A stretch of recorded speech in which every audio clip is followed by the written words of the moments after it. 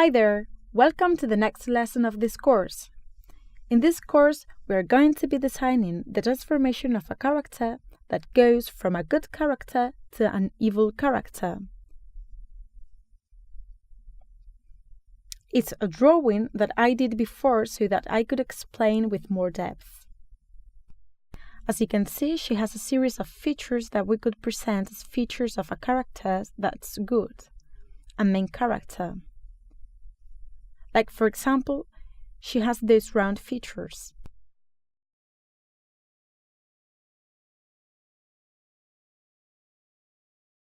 We're going to use a soft nose, some big lips. In the same way, the eyes are pretty round.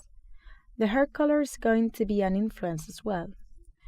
The color palette she has is going to focus the character towards that of someone who is not on the dark side. However, we're going to transform the second one we have here into a character that's going to be a little bit different so that you can see the conversion that we can make.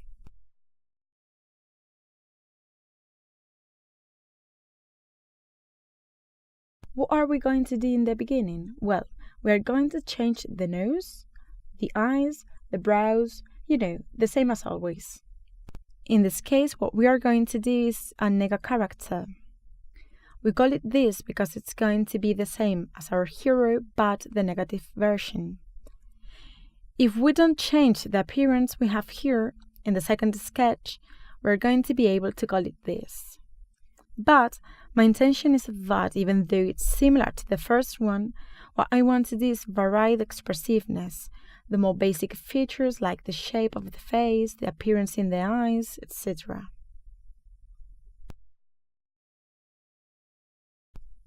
We could find that expression in the mouth, as I was saying, is pretty important. Not necessarily just because it's a villain are we going to see that smile as we were seeing in early lessons. For that reason, I'm going to vary this up a little bit so that we can alter a little bit that shape that we have in the expressions, and so that you don't make all of your villains with that sneakers or that crooked smile. In this case, we are going to put in an expression that's closer to disgust, to an expression that's like, dude, could you not, please? You know what I mean? Like someone is talking too close to you, like, excuse me. I'm going to lower the lips corners a bit. And then we have that expression and that sharp nose. In this case, we haven't changed too much and we haven't made the nose that weird. Just going to be sharper than the one in the good version. I'm going to change the straight fringe for one that's a little more angular. And with the brows, instead of giving her that normal curve, we're going to have them so they're straighter and sharper at the end. There we have a slight change in what we can see in our drawing. We could also vary the position of this drawing so that we can emphasize a little more that she's not happy. Now what I'm going to do is select the eyes with the lasso tool, and with Ctrl+T I'm going to make them smaller. Now they are smaller and sharper, and this way they are not as friendly as the one on the right. Now is when we are going to be adding in those little details in the eyes. So we'd have the eyelids and the wrinkles that we have below. And what are they? They are the bags under the eyes. We're almost always going to have this depending on the age of the character. So you can make them even more emphasized or you can leave them alone. We've seen that there are villains that don't necessarily need to have that horrible look to be a villain. As I was saying, in our stories there is always going to be good and bad guys. Each of them are visible from a physical point of view. Those stereotypes that are quite frequent are that we think that a bad guy isn't just a bad guy, he looks like one too. So this way is why we go for those recurring themes. What we get is that with personality, which is something that goes with the villain, and we've said before, is that the villain is a cruel and evil person who has fun being evil. The lack of beauty in evil is a lack that represents the lack of morality and the lack of goodness that we are going to see in our hero, and that are seen as normal. The hero almost always has a more attractive physique than the villain, seen as these represent all of the good that is in him.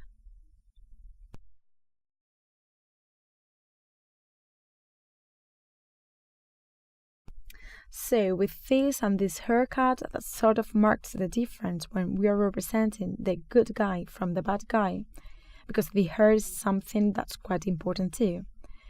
We're going to emphasize, oh my god, I use that word a lot.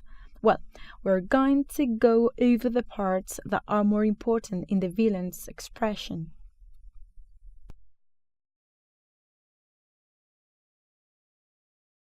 We're going to repeat this a lot because this is how Carlota is. She loves repeating things, and this is how we're going to learn it. It's also very important for you to remember to choose a color palette that fits with what you are going to be working on. For example, an evil character isn't going to have a pigment skin or with warm, nice colors.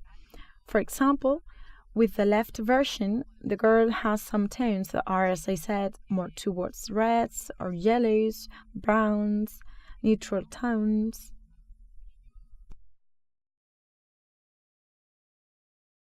We could also look for color palettes on the internet that represent the images that you think fit better with what you want to represent in a villain.